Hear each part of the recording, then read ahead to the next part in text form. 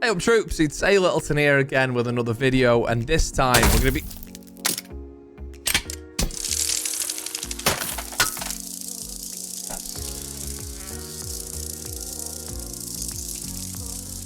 Great, now I'm pinged. Bloody red pings everywhere. And this time we're going to be looking at how to play the new Year 7 Season 3 operator, Grim. Grim is definitely going to be a decent addition to the operator pool. I really like his character design, I really like his gadget, and I really like the way that you're going to have to play the game with him, the way you can just clear out anchor positions of defenders. So in this video, I'm going to go through the basics of his gadget, how to use his gadget, how to counter his gadget, and then some places on existing maps where you can use his gadget. And it's a fun gadget as well. I feel like I just said gadget about 55 times. Anyway, that's enough waffling. Let's get stuck into it. So let's get stuck into Grim's loadout then. So Grim has access to the 552 Commando, which you'll know from IQ, the SG-CQB, P229, a breaching charge, or a Claymore. Now, the 552 Commando is by no means a bad gun. Its fire rate's not ideal at 690. Let me get around that side at 690. But the damage is so high at 48, and there's literally zero recoil. Capacity is standard at 30. It's a decent enough assault rifle. The only thing with Grim, which is difficult for him, is he only has access to 1x sights. Now, obviously, the shotgun doesn't have any magnification. I can't think of another attacker that only has access to 1x sights. So, like, every attacker has at least one gun where there's a 1.5 on there. Think about Ash in the R4C, well, she has the G36 as well. So, he might be the only attacker with the lack of any sort of magnification. Now, I like the 552. I think it feels a little bit similar to the L85 or to Thermite's 556, but I think it has less recoil. The SG-CQB, you probably get the pattern, the fact that I'm not big onto shotguns and DMRs. I only really use assault rifles or SMGs, but the SG-CQB, from what I've seen and what I've heard, is a bit of a beast of a shotgun. It might be something I might have to try. But yeah, with Grim being a 3-speed, which is an important note, having a 3-speed with a shotgun that's powerful, it could be an interesting mix. So maybe I will give it a bash this time round. P229 is pretty standard. Breaching charge or Claymore, again, completely map dependent. I know I say this all the time when it comes to the two gadgets, but it depends what you're pushing and how you want to push it. Whether you've got anyone to watch the flank or whether you haven't. If you haven't, take a Claymore. If you do need to do soft breach and vertical play, then get on the breaching charge. But for me, I would go 552 Commando, P229, and breaching charges. Right then, getting started with the basics of Grim's utility. Notice we're on the stadium map, by the way, which is pretty cool. Just before we do get started with Grim's utility, this is a cool animation with Grim's utility. See how it's like the ward and run animation that you have with it? That's completely irrelevant, but I thought I'd show you. Anyway, what does he do? He has access to the hive launcher. The hive launcher fires out a canister. From that canister comes a swarm of bees or nanobots or bee machines or buzzy bees or whatever you want to call it. Before we get mute involved here, I'll show you what the canister looks like when it fires and what the swarm looks like when it drops out. So the way the canister fires is it sticks to surfaces. So if you were to fire it here, it would stick to the floor over there. If you were to fire it here, it sticks to the floor, to the wall there. I've tried floor and ceiling and got both wrong before we got wall then. If you fire it on the ceiling, it doesn't bounce off, it sticks to the ceiling. But let's go for this wall to begin with. So as we fire it, you see the canister hit the wall. The canister will then open and the bees will deploy. Let's have a watch. Sticks to the wall, bees pop out. This area is now covered in nanobot bees, and the area roughly, if you fire it in an open area, is 4x4 meters. That then lasts for 8 seconds. So as you just saw then, that swarm was active for 8 seconds. Then we'll get on to what happens if an enemy is inside the swarm. We'll fire one of these at Mute's feet for the time being. The swarm deploys. Now you see Mute is constantly, if I just jump onto the other keyboard quickly, see how he's constantly actively pinged because he's directly inside the swarm. The swarm ends, and then Mute has a small swarm around him that then pings him as he moves around. You'll get one final ping in the corner there. So 8 seconds that they're in the swarm for. If the defenders are constantly in that swarm and they stay within that 4x4 meter square, I'll show you the area again. Roughly we get 5 of these, so you'll see how big it is. Mute's just on the edge there, but you can see the bees go right up to the wall, and that wall is 4 meters away, and that wall there is about 4 or 5 meters away. So it's a 4x4. I did some measuring earlier. It's a 4x4 meter squared area, which is quite a big area. You think about half wall over here, it's going to fill this entire area with bees. So, whilst the enemy is in the hive directly, in the main hive, they're going to be constantly pinged, and it's a constant red ping. It's not like every second, it's a literal constant red ping. Once the enemy moves out of the hive, I'll move out of the hive now with mute, and you'll see, once he's in, let me just move around a second. There we go. So I'm getting constantly red pinged. When I leave, the hive remains, but then I start getting pinged. You look to the right-hand side. Let me move this over here. There we go. You get pinged 3 times as a small swarm of bees follows you. We'll get through onto the pinging and talk about that now. Okay, so to show you how the pings work, we've swapped roles. We are now the mute. The Grim is now outside. If I get the launcher out, you'll see what it's like to be inside the swarm. The initial swarm hits the deck. Out pop the bees. Out pop... Sorry, out what? Out pop the bees. Out pop the bees. And you can see we're getting constantly pinged.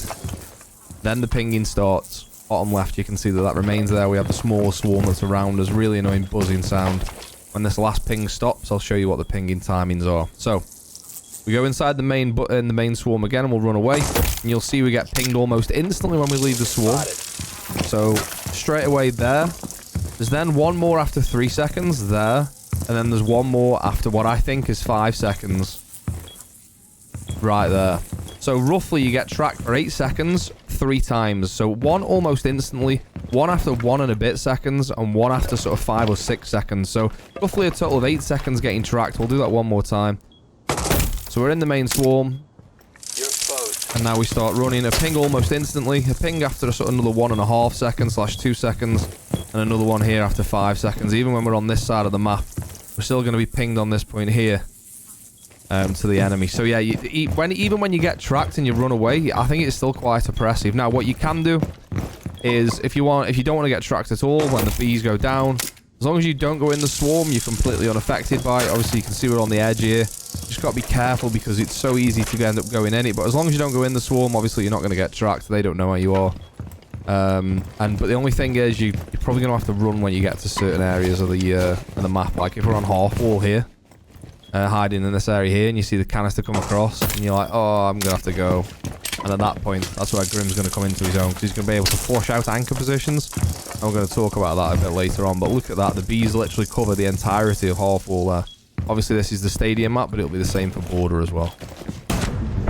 So one thing I want to just highlight, and I know we talked about this already when we shot the canister on the wall over there, and when it comes to dropping things in different areas, it's going to be absolutely key for where you shoot the canister because it sticks to the wall. It doesn't bounce. So if you want it to go on half wall, you can just fire it at the back there. It'll deploy and cover half wall. However, let's just say the area here that this wall was like sort of here instead. You wanted it to drop down, you can still just fire it directly on the ceiling and it'll stick to the ceiling and drop down. I think it's important for areas like Hobo, as it's called, on Oregon.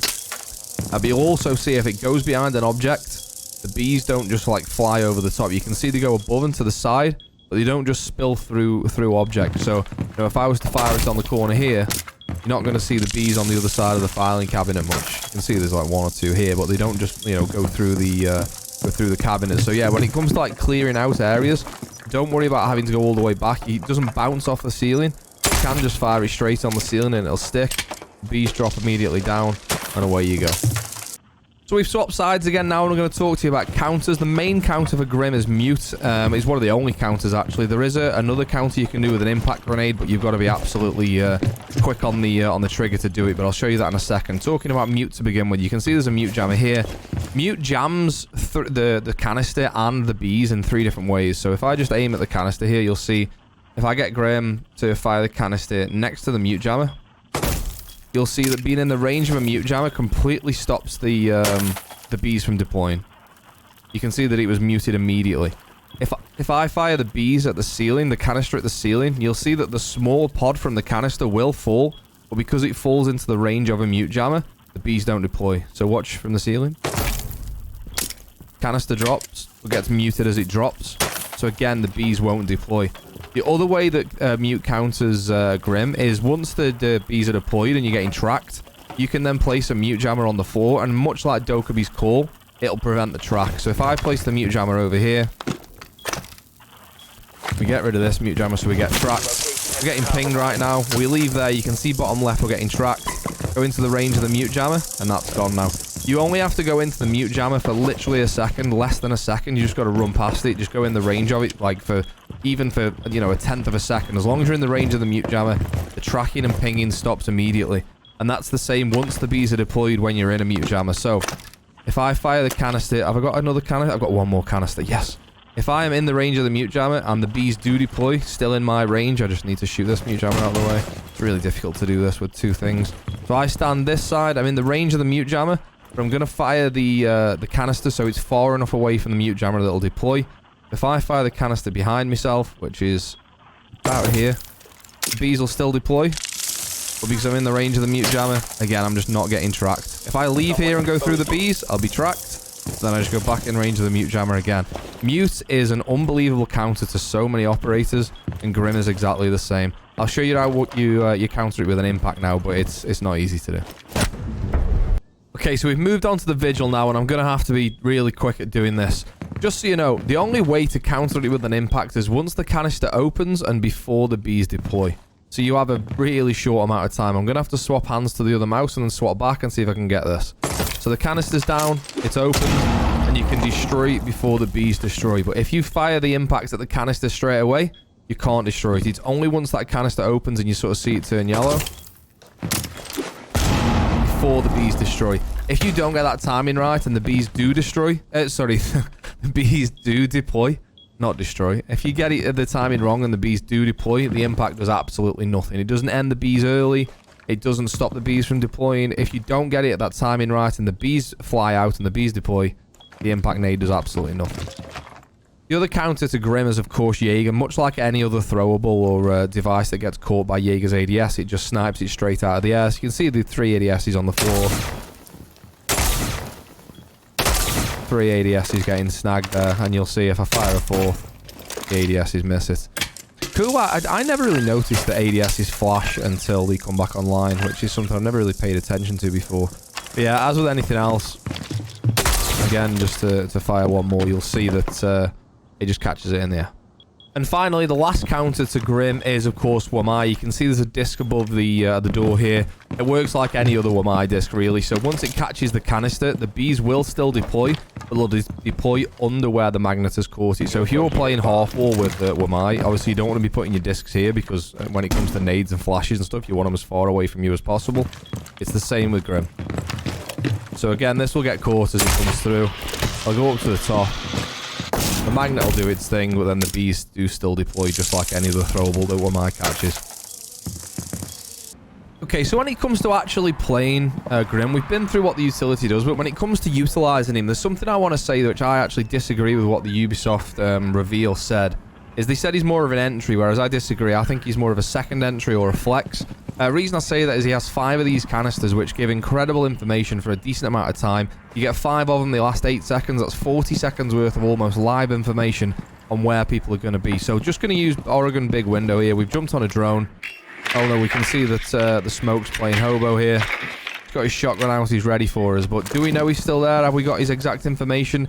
Knowing the mechanics of how the canister sticks to ceilings and sticks to walls, we're going to fire a canister on the ceiling here.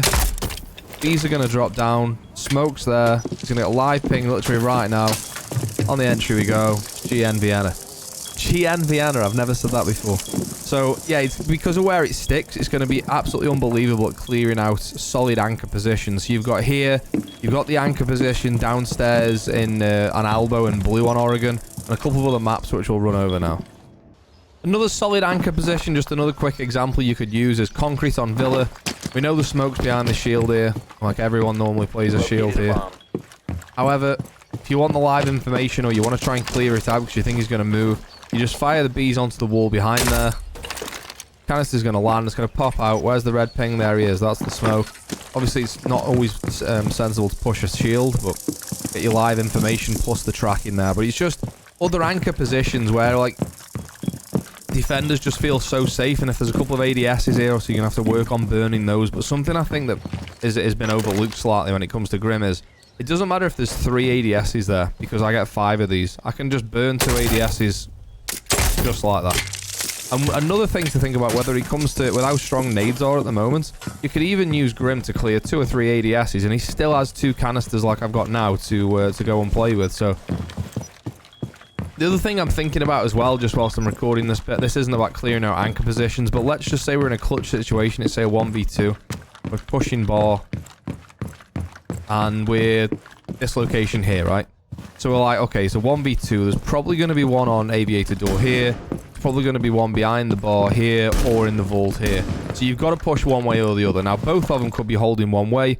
Or you can buy yourself a bit of time just by firing that on the floor there. Well, I know at least I'm not getting pushed here for 8 seconds. And if I do get pushed here, then I'm going to know about it because of the ping. So, you know, like smoke on defense. I know smoke does damage.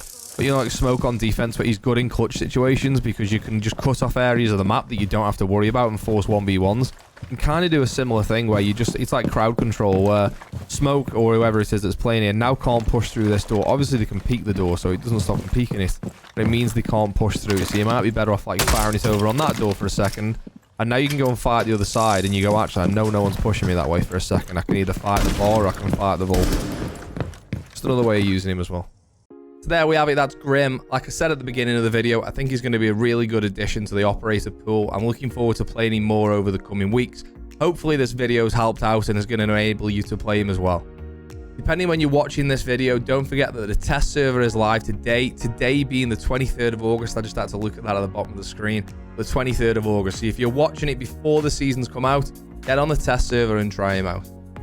For those of you that don't, I say this every time, but for those of you that don't know, I also stream on Twitch 4 days a week. Every Monday, Tuesday, Wednesday, and Friday from 8 PM UK time. Been a whole bunch of people from YouTube come over there. It'd be really good to have you involved as well. The username on Twitch is below, but it's exactly the same as YouTube. Other than that, that wraps this video up. I'll see you next time. Thanks for watching. Cheers.